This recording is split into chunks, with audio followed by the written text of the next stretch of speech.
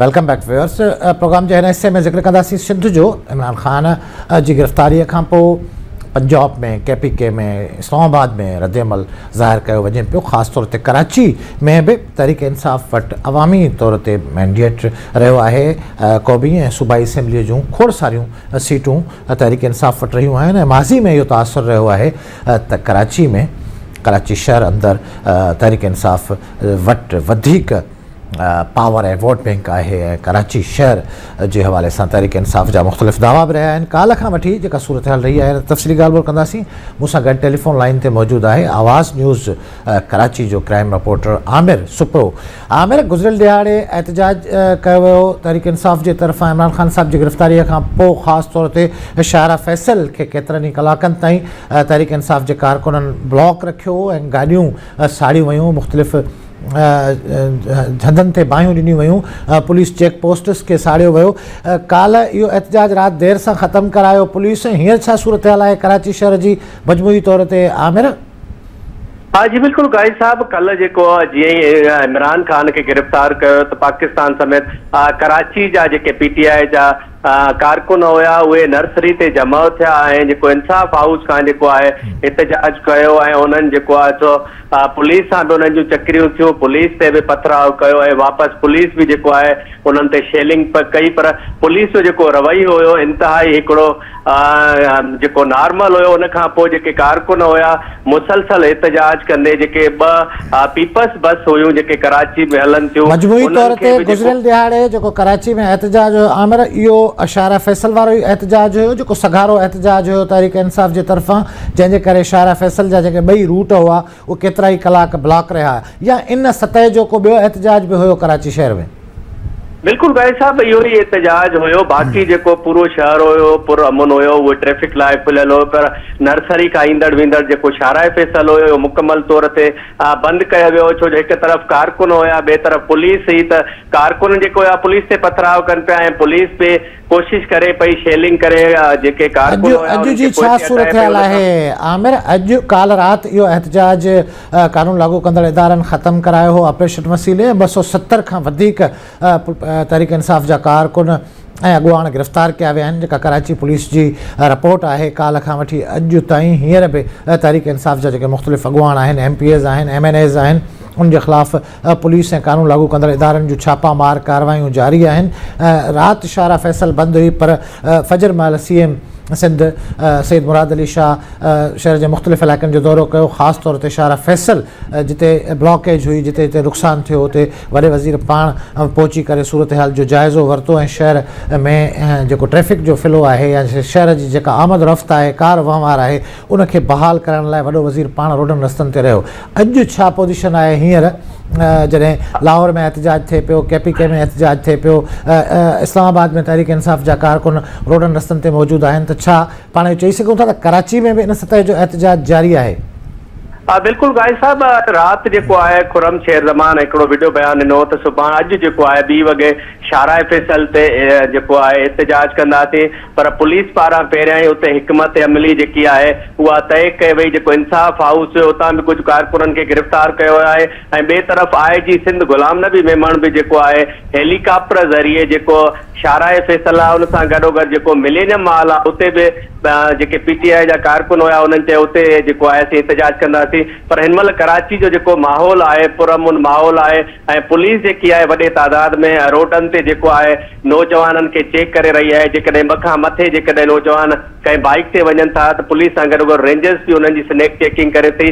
पर कराची में जेको आहे पुलिस इंतिहाई रोडनि ते वधीक जेको आहे पेट्रोलिंग में बीहारी हुई आहे। पर कराची में जेको आहे हिन महिल ताईं अहिड़ो को बि जेके किथां बि जेके असांखे रिपोर्ट न आहिनि थिया त जेके जिते वॾे तादाद में PTI जा जेके कारकुन आहिनि उहे एहतजाज कनि ऐं रोड बंदि कनि, त यकीनन शारा फैसल सां गॾोगॾु जेको मिलेनियम वारो रोड आहे उहो बि ट्रैफिक लाइ मुकमल तौर ते खुलियल आहे। ऐं कराची जा जेके अहम शाराऊं कारोबारी जेके एरियाज़ आहिनि उहे बि बिल्कुलु खुलियल आहिनि। माण्हुनि जी अच वञ उहा ई आहे। जेके सुपर मार्केट आहिनि उहे पिणु खुलियल आहिनि।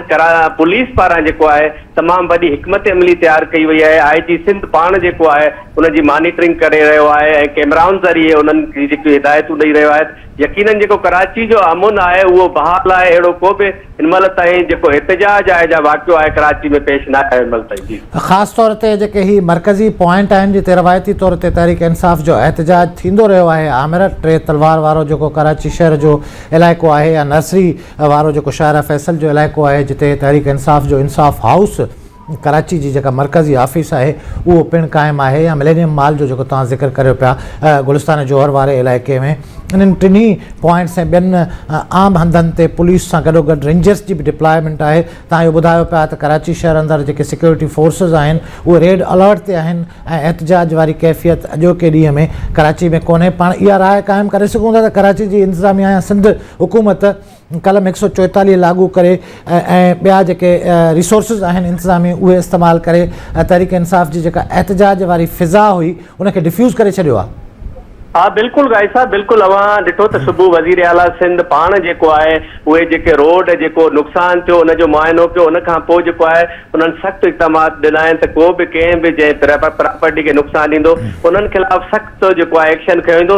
ॿिए तरफ़ जेकी PTI जी क़यादत आहे उहा नज़र न पई अचे, कारकुन त किथे किथे नज़र अचनि पिया पर उन्हनि खे लीड करण वारो कोई कोन्हे, त यकीनन पुलिस पारां बि हिकिड़ी सुठी हिकमत अमली तयारु कई वई आहे। पर हिनमहिल जेको आहे कराची जा जेकी बि कारोबारी इदारा इलाइक़ा आहिनि, सदर समेत जेको गुलशन इकबाल आहे, न्यू कराची आहे या लालू खेत आहे, मुकमल तौर ते जेकी कारोबारी इलाइक़ा आहिनि उहे बिल्कुलु खुलियल आहिनि। आमिर FIR दाख़िल थियनि पियूं राति खां वठी ख़ासि तौर ते कराची में काल्ह वारे एहतजाज खां पोइ, ऐं अॼु हड़ताल जो सॾु पिणु ॾिनो वियो तहरीक इंसाफ़ जे कराची डिवीज़न जे सदर जे तरफ़ां। अॼोके ॾींहुं हड़ताल जी कॉल ॾिनी वई हुई, उनखां पोइ वरी एहतजाज जी कॉल ॾिनी वई। इहे सभई सॾ नाकाम विया तहरीक इंसाफ़ जे तरफ़ां। जीअं तव्हां ॿुधायो पिया त PTI जी जेका कराची या सिंध लेवल जी लीडरशिप आहे उहा प्रैक्टिकली रोडनि रस्तनि ते नज़र न पई अचे, रुगो वीडियो बयान जारी कया वञनि पिया मुख़्तलिफ़ अॻवाननि जे तरफ़ां। जी बिल्कुलु गाज़ी साहब, जीअं हिननि चयो त सुभाणे जेको आहे कारोबारी जेके तंज़ीमूं आहिनि उन्हनि ऐलान कयो आहे त सुभाणे कारोबार बंदि रखियो वेंदो, पर ईअं न हुयो ऐं अवां बि पाण कराची जा रोड विज़िट कया हूंदा त जेकी बि कारोबारी इलाइक़ा आहिनि मुकमल तौर ते खुलियल आहिनि ऐं ट्रैफ़िक बि उअं ई रवां दवा आहे। जीअं मां अव्हांखे पहिरियों बि ॿुधायो त ज़ाहिर आहे जॾहिं क़यादत हूंदी आहे त पोइ कारकुन बि गॾु थींदा आहिनि। सिर्फ़ु काल्ह असांखे कुझु 300 खां 400 कारकुन जेके शाराए फैसल ते नज़र आया, पर उन में बि पुलिस जी जेकी हिकमत अमली उहा इंतिहाई जेकी आहे सुठे तरीक़े जी।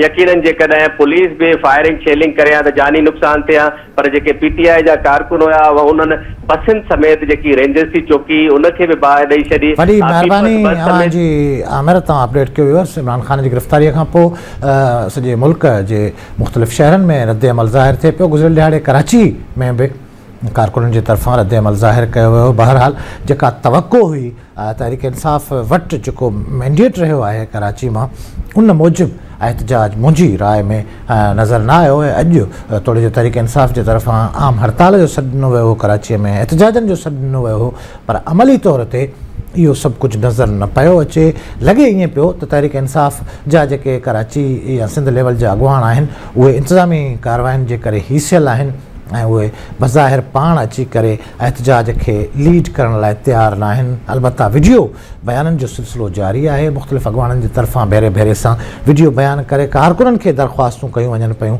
त हू रोडनि रस्तनि ते निकिरी अचनि ऐं तहरीक इंसाफ़ जे अॻवान या सरबराह इमरान ख़ान साहब जी गिरफ़्तारी जे ख़िलाफ़ु पंहिंजो एहतजाज रिकॉर्ड कराइनि। मुल्क जूं जेके मजमूई सियासी सूरत हाल व्यूअर्स गिनती जहिड़ी आहे, मुआशी मामला, मुल्क जा आम माण्हू कहिड़े हाल मां गुज़रे पियो, इहे सभई बहस हींअर अजाया पिया लॻनि। अॼु पाण जंहिं माहौल मां गुज़रूं पिया उन माहौल मूजिबि मुल्क जे मुख़्तलिफ़ शहरनि में इंटरनेट जी सहूलियत बंदि आहे। सोशल मीडिया जेके अकाउंट आहिनि, ट्विटर, फेसबुक ऐं ॿिया अकाउंट बंदि आहिनि। कोशिशि कई वञे पई त इमरान ख़ान जी गिरफ़्तारी खां पोइ जेको रद्द अमल आहे तहरीक इंसाफ़ जे कारकुननि जो या इमरान ख़ान जे चाहींदड़नि जो, उनखे कंट्रोल कयो वञे, रोकियो वञे। इमरान ख़ान जो सियासी मुस्तक़बिल कहिड़ो हूंदो ईंदड़ वक़्तु ॿुधाईंदो।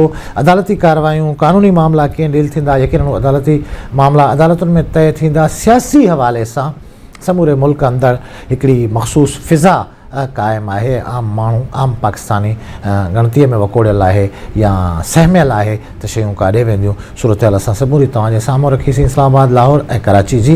हींअर मुंहिंजे प्रोग्राम जो वक़्तु पंहिंजी पुॼाणी खे पहुचे पियो। पंहिंजे मेज़बान गाज़ी झंडेर खे ईंदड़ प्रोग्राम ताईं ॾींदा इजाज़त। अल्लाह वाही।